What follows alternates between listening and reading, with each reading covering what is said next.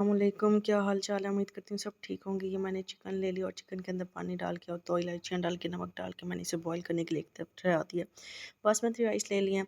ये वाले गिलास मैंने तकरीबन 2 बड़े गिलास और जो है आधा जो है ना बाकी गिलास मैंने लिया था, 2.5 गिलास ले लिए थे। ठीक है, अब मैंने इसे बॉईल एक जगह पे पानी में भिगो के रख दिया। अब यहाँ पे मेरी चिकन जो है वो गल चुकी है और मैंने इसको क्या करना है, श्रेड कर लूँगी। और यहाँ पे मैंने अपनी जितनी सब्ज़ी जात हैं वो मैंने उनको काट लिया है।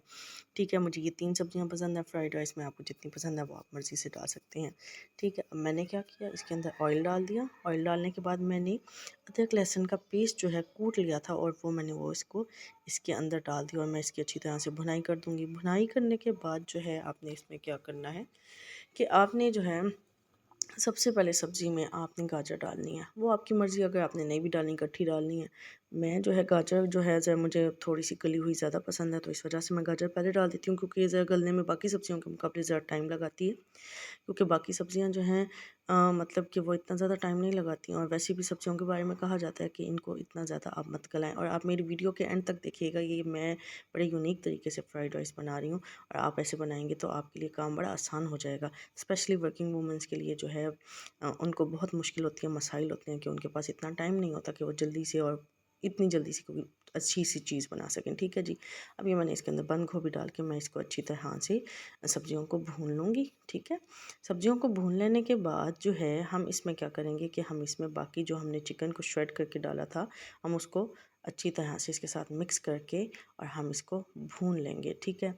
भून लेंगे अच्छी तरह से, और उसके डालने भूनने के बाद जो है हम इसके अंदर क्या डाल देंगे, बाकी जो इसके मसाला जात होते हैं। क्या मसाले होते हैं फ्राइड राइस में, आपको भी पता है कि जो है काली मिर्च डलती है और नमक डलता है। ये मैंने नमक डाल दिया और ये काली मिर्च डाल दी और मैं इसको अच्छी तरह से बनाई कर लूँगी। कुछ लोग काली मिर्चें कम डालते हैं राइस में, लेकिन मुझे ज़रा स्पाइसी स्पाइसी पसंद है, तो इस वजह से मैंने काली मिर्चें ज़्यादा डाली हैं। आपने कम डालनी हो तो आप कम डाल दीजिएगा।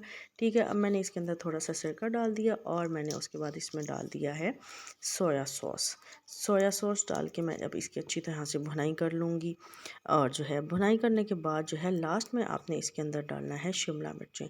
ठीक है। शिमला मिर्च ज़रा थोड़ी सी कच्ची रहे तो वो ज़्यादा अच्छी लगती है। ठीक है।